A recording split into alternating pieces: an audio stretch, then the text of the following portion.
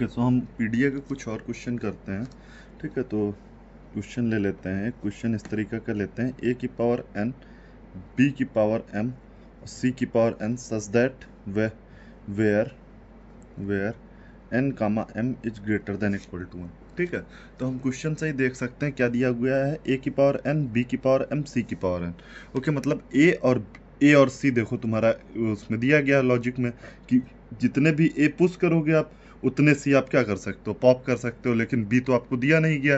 तो इसका लॉजिक ये रहेगा कि हम हर ए के लिए बी को, हर एक ए के लिए मतलब हर सी के लिए हम ए को डिलीट कर देंगे, पहले ए को पुश कर देंगे, फिर बी को क्या करेंगे, बी को डायरेक्टली रीड करते रहेंगे कितने भी बी आ जाएं, क्योंकि बी का कोई लॉजिक ही नहीं है, कितने भी बी आ जाएं, बी कितने भी हो सकते हैं, इसमें एक भी, एक कम से कम एक होना चाहिए, एक से ज्यादा कितने भी हो सकते हैं। देखो ये क्या है, N comma is M is greater than equal to one, यानी कि वन तो होना ही चाहिए, वन से ज्यादा कितने भी हो सकते हैं। तो इस तरीके से बनाएंगे कि एक भी कम से कम हो और फिर जब बी हो जाएगा तब सी क्या करेंगे हम, जब सी के लिए हर एक को डिलीट कर देंगे। तो कुछ इस तरीके से देखो, क्यू नॉट एक स्टेट स्टार्ट करेंगे, क्यू नॉट ए से स्टार्ट करनी है, क्यू नॉट स्टेट स्टार्ट करेंगे तो ए से क्या करेंगे इस तरीके से कि अगर ए आए और टॉप ऑफ द स्टैक पे जेड नॉट रहे तो क्या कर दें, ए जेड नॉट कर दें। ए आए, ए हो टॉप ऑफ द स्टैक पे तो ए हो जाए। ओके, फिर क्या हो नेक्स्ट स्टेट में, अब ये देखो नेक्स्ट स्टेट क्यों ले रहे हैं, नेक्स्ट स्टेट इस वजह से ले रहे हैं कि अगर बी आए टॉप ऑफ द स्टैक पे ए हो तो क्या कर दे, बी ए को पुश कर दें।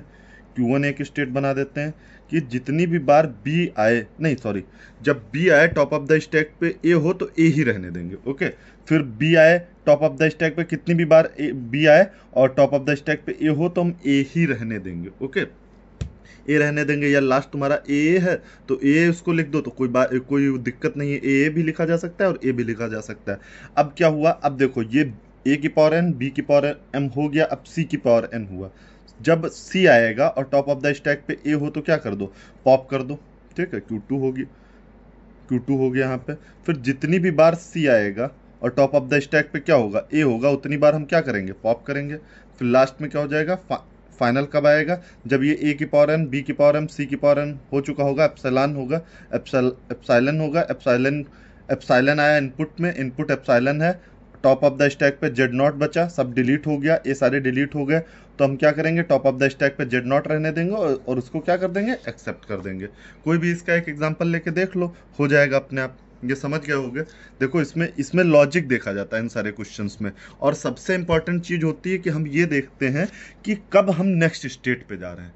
नेक्स्ट स्टेट पे देखना जो है सीख लो बस, और सब हो जाएगा। नेक्स्ट स्टेट पे जाने का मतलब क्या, जैसे यहाँ पे हम इसी स्टेट पे करते, या यहाँ पे हमने क्यों यहाँ से नेक्स्ट स्टेट पे ही किया, तो ये चीज़ तुमको जो है एक उसमें सीखनी है। जैसे कोई क्वेश्चन में इस तरीके से मत कर देना कि बाद में जैसे तुम्हारा है ए की पावर एन, बी की पावर एम, यहाँ पे जैसे यहाँ पे बी ए कर देते फिर ए आ जाता तब हो जाता, इस वजह से आगे कर दिया। ओके, जैसे मतलब यहाँ पे ही बी ए कर देते, बी पे ए आए तो ए कर देते, फिर अगर ए पे ए आता बी के बाद बी, जबकि क्वेश्चन के अकॉर्डिंग नहीं आना चाहिए, इस वजह से हम आगे बढ़े।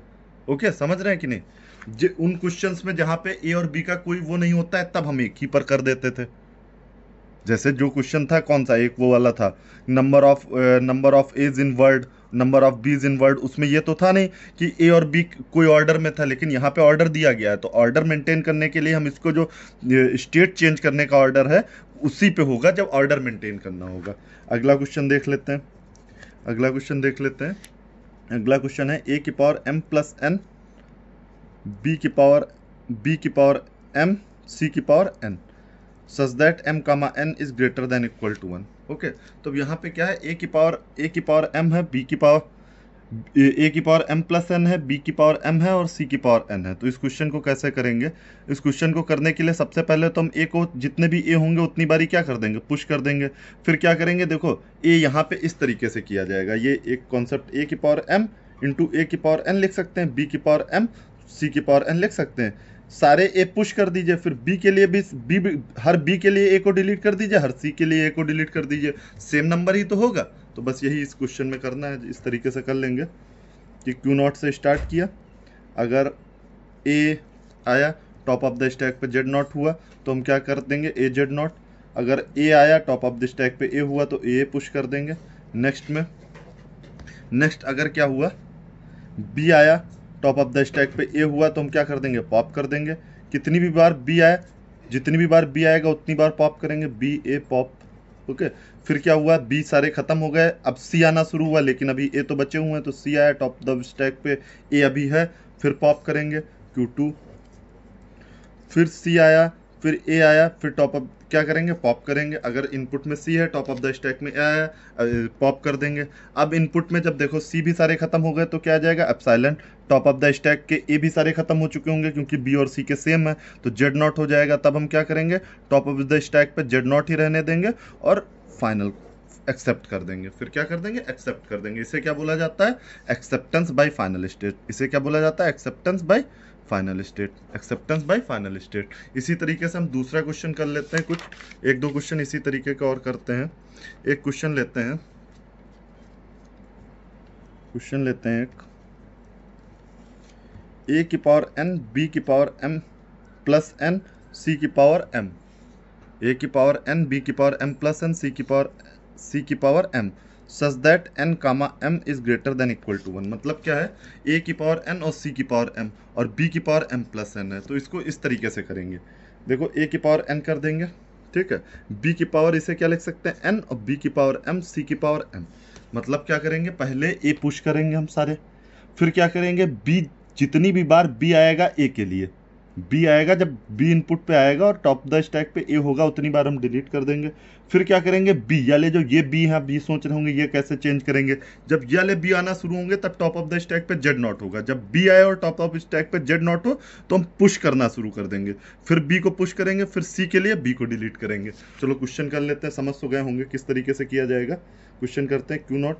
सबसे पहले ए आया, टॉप द स्टैक पे जेड नॉट था, हमने क्या किया, पुश कर दिया ए जेड नॉट।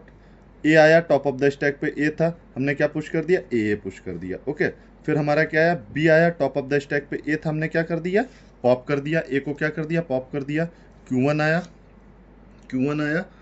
तो Q1 पे हम क्या करेंगे, Q1 पे जितनी भी बार बी आ रहा है, और टॉप ऑफ द स्टैक पे ए था, बी आ रहा है, टॉप ऑफ द स्टैक पे ए है, उतनी बार हम पॉप करते चल रहे हैं, उतनी बार हम क्या करते चल रहे हैं, पॉप करते चल रहे हैं। फिर क्या होगा, अब देखो क्या है नेक्स्ट में, क्या है, बी की पावर एम। अब देखो यहाँ पे, यहीं पे अगर हम चाहें तो यहाँ पे भी बना सकते हैं कि बी आया, क्योंकि यहाँ पे तो ए से तो कोई लेना देना है नहीं, यहाँ पे ही बना सकते हैं, या अगर चाहें तो अगली स्टेट में डाल सकते हैं। अगली कि बी आया, टॉप ऑफ द स्टैक पे जेड नॉट था, हम बी को क्या कर देंगे, पुश कर देंगे, बी जेड नॉट हो जाएगा, पुश कर देंगे, तो यहाँ ये भी इसी में कवर हो गया कवर कि नहीं हो गया। फिर क्या हुआ, अब जो है सी आया, ये अब स्ट्रिक लगा हुआ है, कितनी भी बार बी आएगा हमेशा ये सेल्फ लूप लगा हुआ है। सेल्फ लूप का मतलब क्या होता है, क्लीन क्लोजर का मतलब होता है कितनी भी बार आ जाए, तो ये पूरा का पूरा बी की पावर एम को कवर कर लेगा। फिर सी आया, और टॉप ऑफ द स्टैक में क्या हुआ, टॉप ऑफ द स्टैक में अगर तुम्हारा क्या मौजूद है, अब देखो यहाँ पे हमने क्या किया, बी की पावर एम, बी को इनपुट करा दिया, टॉप ऑफ द स्टैक में बी मौजूद है, तो क्या करेंगे, हम एलिमिनेट कर देंगे। फिर हमारा क्या आएगा, Q2 में हमारा जितनी भी बार सी आए, टॉप ऑफ द स्टैक में बी मौजूद हो, उतनी बार एलिमिनेट करते चलेंगे। फिर लास्ट में जब हर सी के लिए आपने बी को भी डिलीट कर दिया, तो सी और बी भी आपस में कैंसिल आउट हो गया। अब लास्ट में क्या बचा, जितनी भी बार सी आया था उसके लिए कर दिया था। अब हमारे पास बचा क्या, इनपुट टेप में epsilon, top of the stack में जेड नॉट। एप्सिलॉन अगर इनपुट में है, टॉप ऑफ द स्टैक में जेड नॉट है, तो हमको पता है जेड नॉट को ऐसे रखने देते हैं और क्या कर देते हैं, एक्सेप्ट कर लेते हैं। ओके, तो ये क्वेश्चन समझ में आ गया होगा। हम देखो इसको क्या करें, इसे बोलते हैं PDA representation bye diagram. Okay, आपको क्या करना है, डायग्राम से नहीं करना है, आपको इसके जो है फंक्शन भी, जो इनपुट ट्रांजिशन फंक्शन, इसको ट्रांजिशन डायग्राम से हमने दिखा दिया है। आपको क्या करना है, ट्रांजिशन फंक्शंस भी लिखने हैं, क्योंकि ट्रांजिशन फंक्शंस अगर क्वेश्चन में आप लिख देते हैं तो क्लियर हो जाता है, उसको पता चल जाता है एग्जामिनर को कि कैसे आप जो है इसको शो कर रहे हैं। ये तो आपका समझने का एक लॉजिक हो गया, उसी तरीके से आप करेंगे। ओके, इसके सारे के सारे जो है आप इनपुट ट्रांजिशन फंक्शन जो है हर क्वेश्चन में लिखेंगे। ओके, फिर एक क्वेश्चन और ले लेते हैं, लास्ट क्वेश्चन है ए की पावर एन, बी की पावर एम, सी की power N plus M, such that N comma M is greater than equal to 1। मतलब ए की पावर एन है, बी की पावर एम है, सी की पावर एन प्लस एम है। अब हम क्या करेंगे, इसमें देखो ए को भी सारे इनपुट करेंगे, पुश करेंगे, बी को भी पुश करेंगे। और पहले सी, इसको इस तरीके से लिख लो, ए की पावर एन, बी की पावर एम, सी की पावर एन इंटू सी की पावर एम। हर सी, ये वाले सी जो है इसको ए को डिलीट करेंगे, और ये वाले सी किसको डिलीट करेंगे, बी को डिलीट करेंगे।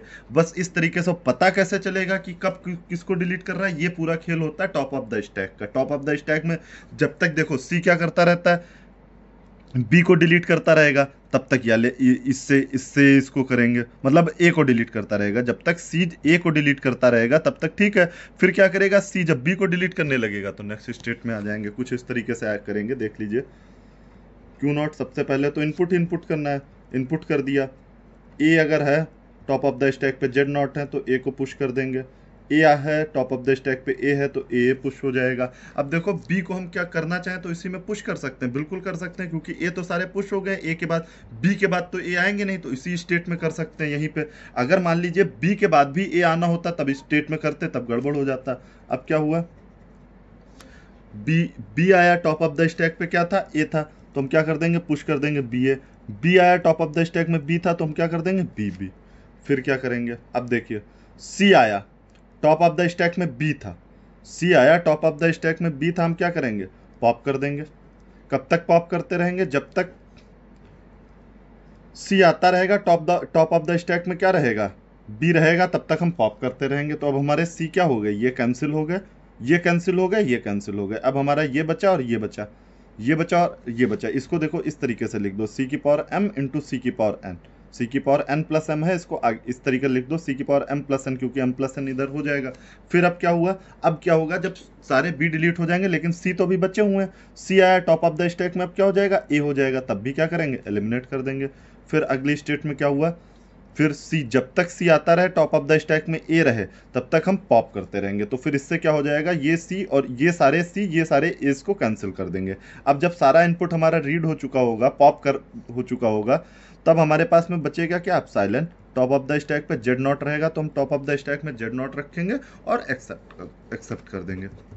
इसी तरीके से क्वेश्चंस करो अपने उसमें। और जो क्वेश्चंस अगर आपको कोई लगता है किसी में कंफ्यूजन, बस इसको एक काम करना कि ये यहाँ पे जो है मैंने केवल जो है इनमें ट्रांजिशन डायग्राम से इसको दिखाया है। आप ट्रांजिशन फंक्शन जरूर इसके करते रहिएगा, क्योंकि ट्रांजिशन फंक्शन नहीं करेंगे, केवल ये बना देंगे, एग्जामिनर अगर नहीं समझ पाया क्लियर तो हो सकता है वो कर दे आपको, ठीक है, मार्क्स पूरे ना अवॉइड करे। तो इससे अच्छा है कि आप दोनों चीज़ अगर दिखा देंगे तो एग्जामिनर को लगेगा कि स्टूडेंट को पूरी नॉलेज है और स्टूडेंट ने एकदम सही तरीके से डिज़ाइन किया, प्रॉपरली डिज़ाइन किया। बुक्स में भी ज़्यादातर आपका जो है ट्रांजिशन फंक्शंस के थ्रू ही दिखाया गया है, ट्रांजिशन फंक्शंस के थ्रू दिखाया गया। ओके, चलिए।